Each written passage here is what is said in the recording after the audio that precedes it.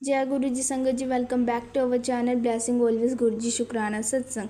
तो संगत जी, आज हम श्रवण मास की व्रत कथा का अध्याय सेकंड स्टार्ट करने जा रहे हैं। आप प्लीज़ इस वीडियो को लाइक शेयर एंड चैनल को सब्सक्राइब भी कीजिएगा। एंड हमारे चैनल में कम्युनिटी भी है, आप अगर उसमें कोई अपना क्वेश्चन पूछना चाहते हैं तो पूछ सकते हैं।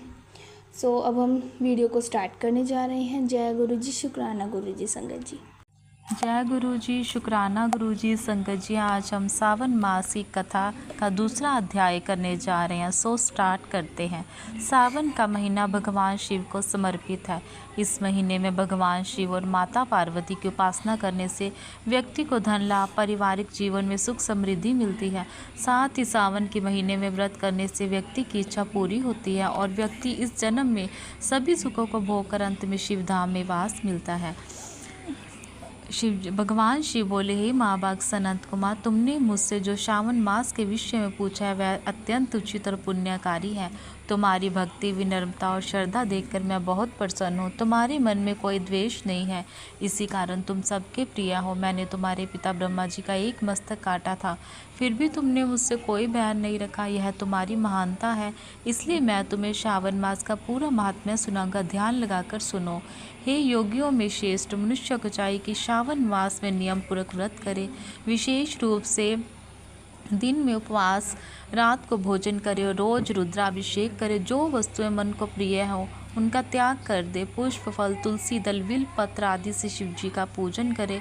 इस मास में 1 करोड़ शिवलिंग बनाकर उनकी पूजा करना और ब्राह्मणों को भोजन कराना अत्यंत पुण्यदायक है। पूरे महीने फलाहार, उपवास और धरती पर शयन करने से पुण्य कई गुना बढ़ता है। श्रावण मास में पंचामृत से अभिषेक करना विशेष फलदायक है। जो भी शुभ कर्म इस माह में होता है वह अनंत गुना फल देता है। इस माह में झूठ, हिंसा, व्यर्थ बातों से बचना चाहिए। पत्ते पर भोजन करना, शाकाहार करना और शाक का त्याग करना भी उत्तम माना गया है।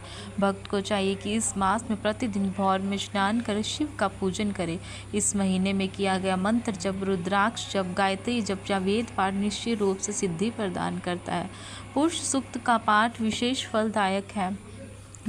ग्रह यज्ञ, कोटि होम, लक्ष्य होम आदि यज्ञ इस मास में शीघ्र फल देते हैं।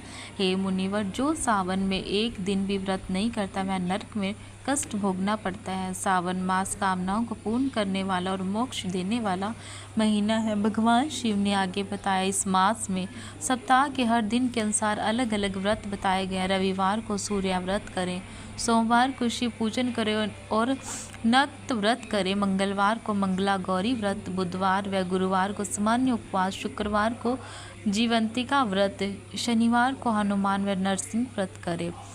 श्रावण मास के विशेष व्रत भी हैं, जैसे शुक्ल द्वितीया को औदुंबर व्रत, तृतीया को गौरी व्रत, चतुर्थ को ध्रुवा गणपति व्रत या विनायकी चतुर्थी, पंचमी को नाग पंचमी, षष्ठी को सुपोधन व्रत, सप्तमी को शीतला व्रत, अष्टमी या चतुर्दशी को देवी पवित्रारोपण व्रत, नवमी को नवव्रत, दशमी को आशा व्रत, एकादशी द्वादशी को विष्णु पूजन, पूर्णिमा को रक्षाबंधन, हयग्रीव अवतार आदि पर्व मनाए जाते हैं। कृष्ण पक्ष में संकट चतुर्थी, पंचमी को मानव कल्पादि व्रत और अष्टमी को श्री कृष्ण जन्माष्टमी का पर्व बड़े धूमधाम से मनाना चाहिए।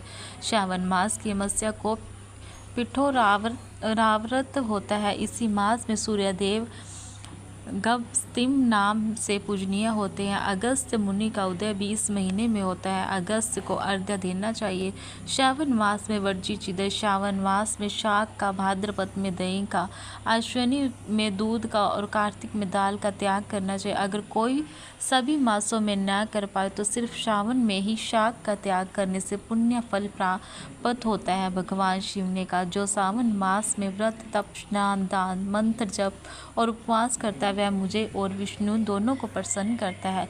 मेरे और विष्णु में कोई भेद नहीं, जो भेद करता है वह दुख पाता है। इसलिए हे सनंत कुमार, सावन मास में पूरी श्रद्धा से धर्म आचरण करो।